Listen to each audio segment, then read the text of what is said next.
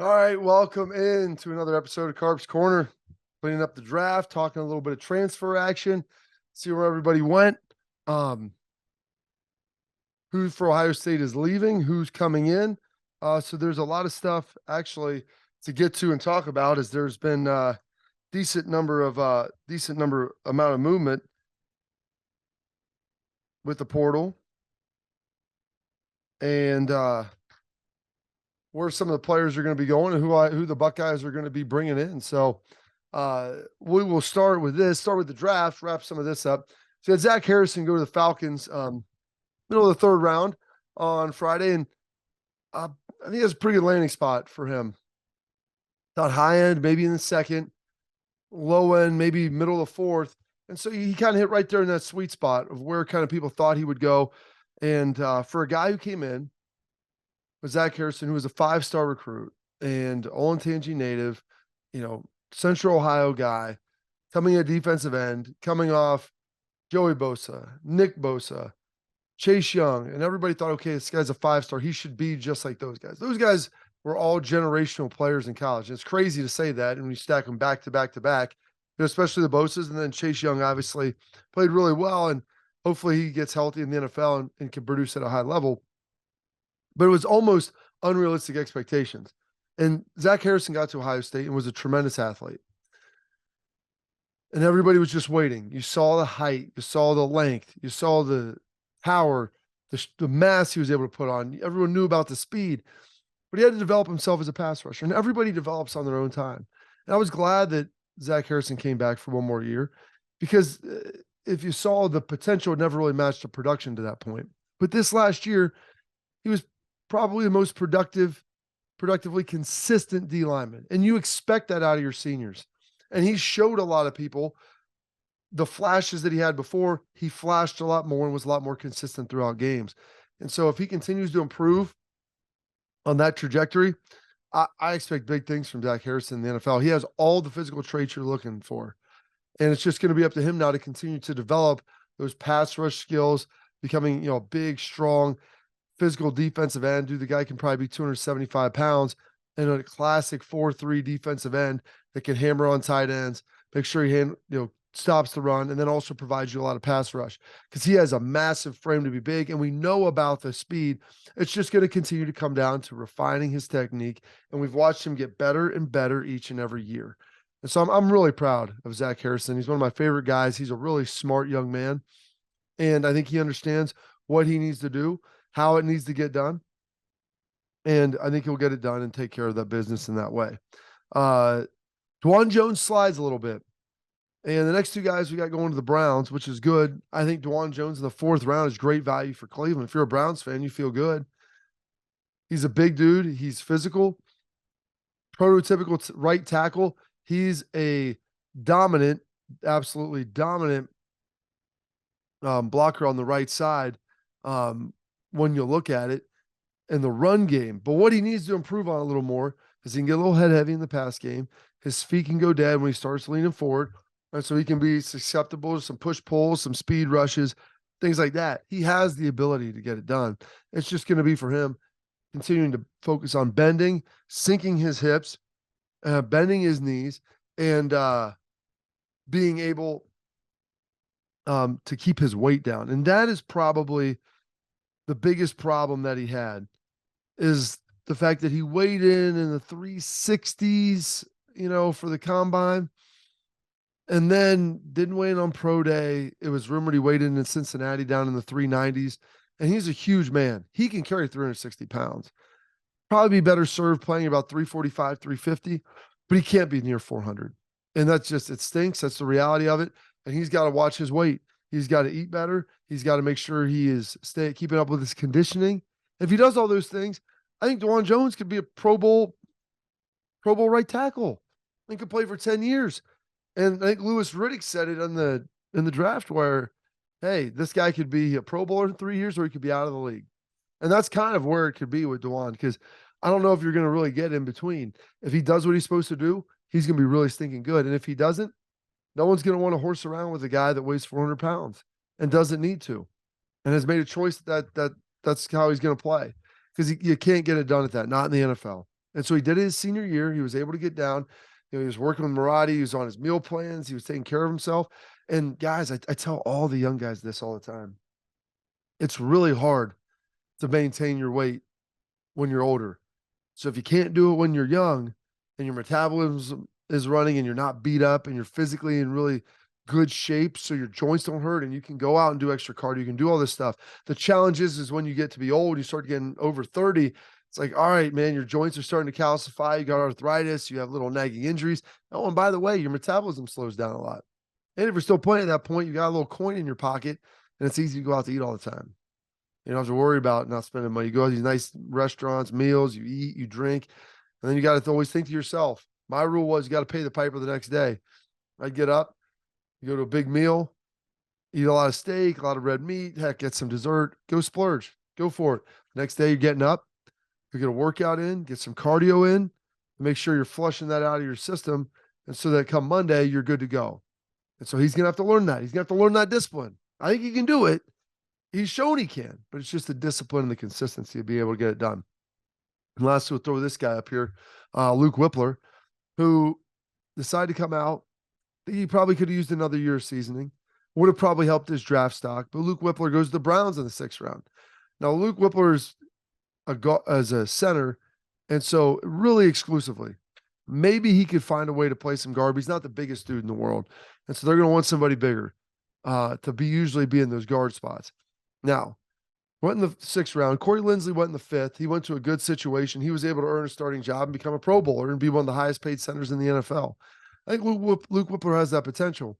But the problem is now, instead of going in the 2nd or 3rd round and being, the 2nd or 3rd center off the board, he was down the line. You're in the 6th center. So now you've got to work on developing yourself because the NFL isn't concerned about developing young guys. Hey, either you show promise and you show us what you can do and you show us that you're dedicated. Maybe then we'll invest in you a little bit, but they're not going to say, hey, we're going to give this guy opportunity after opportunity unless you're a 1st or 2nd round pick. And that's the blunt reality of it. And so I think it would have served him to come back another year. He chose to come out. It's not the end of the world. He got drafted by the Browns. He's in a pretty good spot, but he's going to have to go up there and work his tail off to make sure that he gets noticed early and often. Because I think Luke Wypler can be a starting center in the NFL, but he has to get the opportunity. And that's the hard part about the NFL is even getting that opportunity to get out there, get in the game, make sure that you can take some reps with the ones and trying to figure that whole thing out because it's hard. It's really hard to do that because they're not going to just open up and give you a lot of chances. And so when you get them, you have to take advantage of it. You maybe even need some luck with a veteran going down during camp, and it gives you a couple of days to kind of slide in there. Some other guys go with the Browns.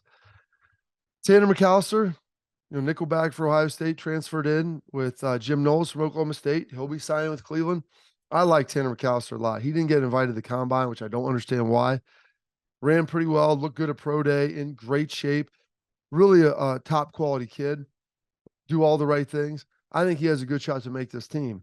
And then Ronnie Hickman is also got picked up there. And the thing with Ronnie, Rock came out and got hurt, had a nagging hamstring, didn't get a chance to ever really test. And so the NFL, they don't like uncertainty. They like known commodities.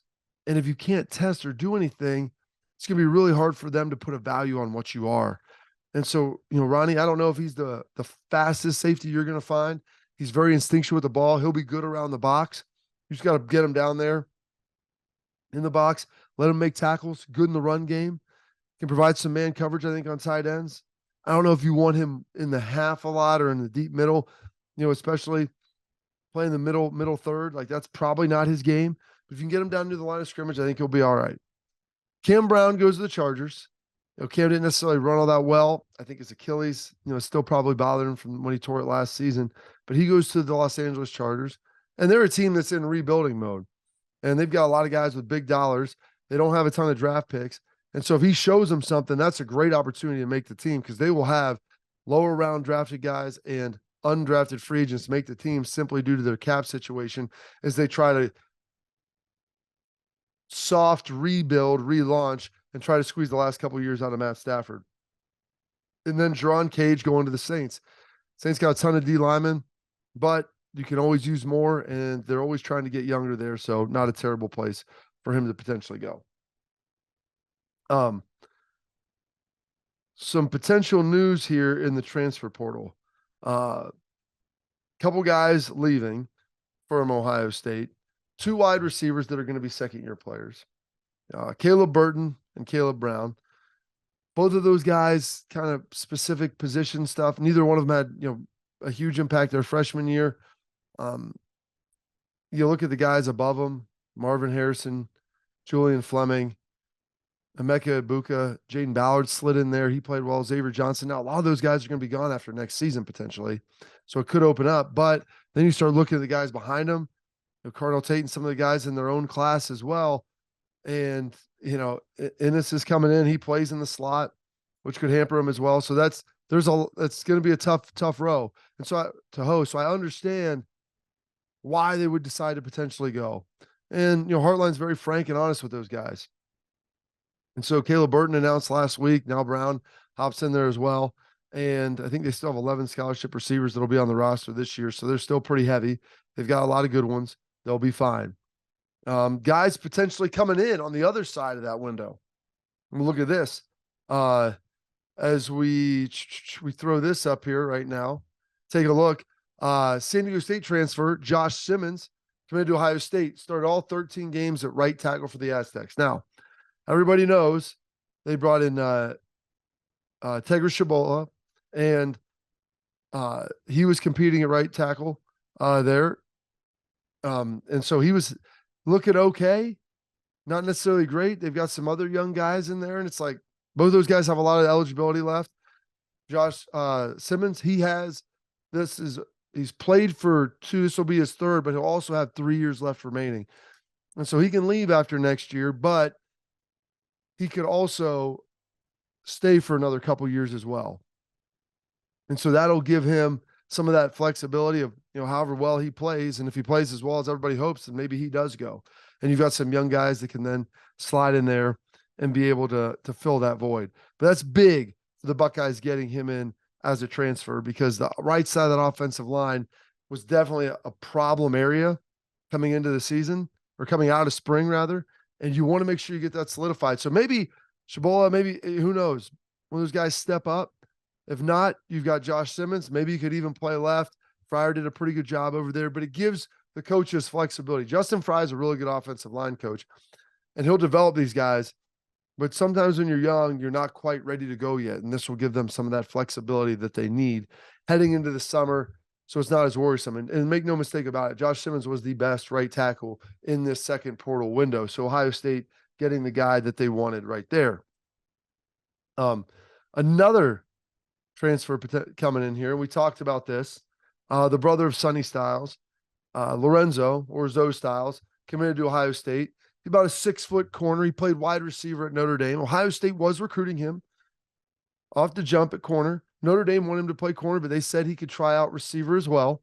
And so he had that option and ability. He was there for a couple years. Now, the rumor is he's going to come to Ohio State and he'll probably redshirt. Learning a new position, going to be tough. Going to take some time. You don't want to necessarily burn that year. And heck, you can still play 4 games. Maybe he plays those 4 games. You realize how good he is. And then maybe he continues to play this year. But if he needs that time to season, I think he's going to get it. And that's good, because coming in, if you're trying to have a position change, and they got Igben Newsom that already came in, you got, Jair Brown, Denzel Burke, Jordan Hancock. There's some really talented players that looked good in the spring. And so he's going to be sliding in there and competing for one of those roles. And if not, he can always redshirt, and it'll be a good spot for him. Now, one of the other pieces as we look at throwing this up here.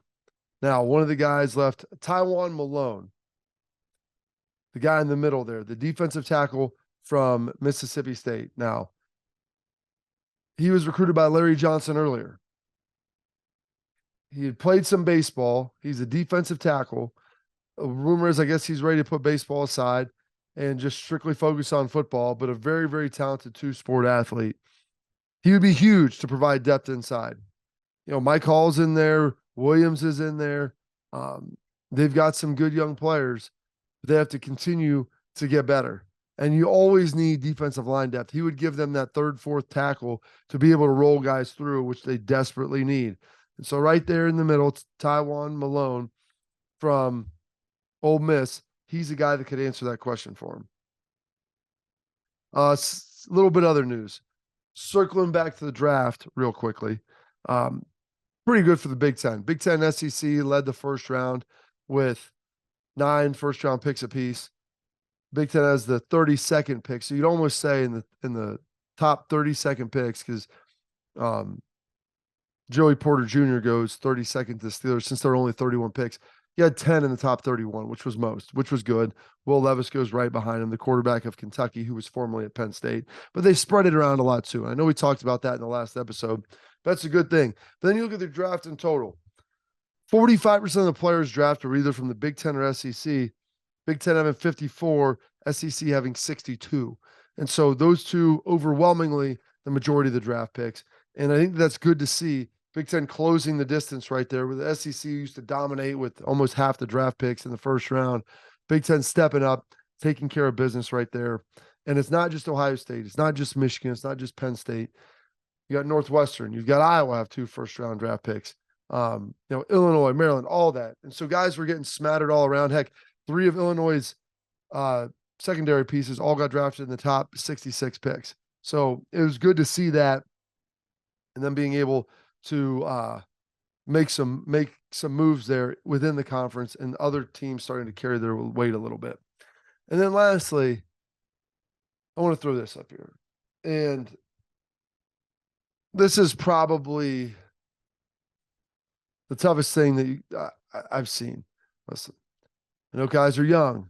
They have a propensity to make mistakes. But when you decide to go to the draft and you put the spotlight on yourself, you're putting the spotlight on yourself for good and bad. And Joey Porter Jr., Will Levis both decided to leave. Now, Brian Branch, the safety from Alabama, chose to come back and stay. Even though he wasn't drafted in the first round, he came back for the second round and was ultimately drafted. Will Levis, Joey Porter Jr., both drafted first 2 picks of the second round. But when you leave, you make it look like, hey, not here for all this. And people are talking and absolving them like, yeah, it was a terrible night. You wouldn't want anybody to go through that. I wouldn't want anyone to go through that. I know Aaron Rodgers and Brady Quinn, and I had to be a miserable experience for both of those guys. I didn't get invited to the draft, but I wouldn't have gone either. I wouldn't have subjected myself to that. But the fact that Will Levis and Joey Porter Jr. elected not to come back, and I even put more on Will Levis because Will Levis is a quarterback. When you're a quarterback, you always have to own the responsibility, even when it's not yours to own. You always have to own it for everything that happened. When there's going to be times you got to go to the podium after a game where you played poorly and it's your fault you lost and you got to eat it. There's times you go to the podium where you played well and your team lost. That wasn't your fault. And you got to take the responsibility anyway, and you got to eat it. And that's all part of it. And by not showing back up, we're incentivizing the wrong stuff. And we're not making sure these guys can grow through difficult experiences. My dad, if I would have went, he would have made me come back. You can wear the same suit. You can get a new suit. Heck, you can wear a cutoff and jean shorts. I don't care. But you signed up to commit to the draft until you were drafted. You're going to sit in that room until they call your name and you're going to walk on out. And that's what I'd do for my son. Now I would make sure that they learn something from that. And maybe next time you choose not to go, and that's okay. But whenever you accept something in life, you have to take the good and the bad that comes with it. And that's today's public service announcement for how to parent your kids and make sure that they can be tough. That's the truth, and that's the reality. NFL is not for everybody, and it's hard. And that's just the first lesson that you got to learn. But learn the small ones, and so then you can own them later on. Short show today. Thank you for tuning in. Like, subscribe, continue to share. We'll keep cranking them out. Just got more information coming through, more intel. I'll get you everything you need to know. Heck, we're in May now. So we got May, we got June. Heck, middle of July, man, we're ramping back up. So I have a little 2-month downtime for football where the guys will just be training their butts off, getting ready for the season. So like, subscribe, share, comment, get a mailbag going this week. So until next time, talk to you soon.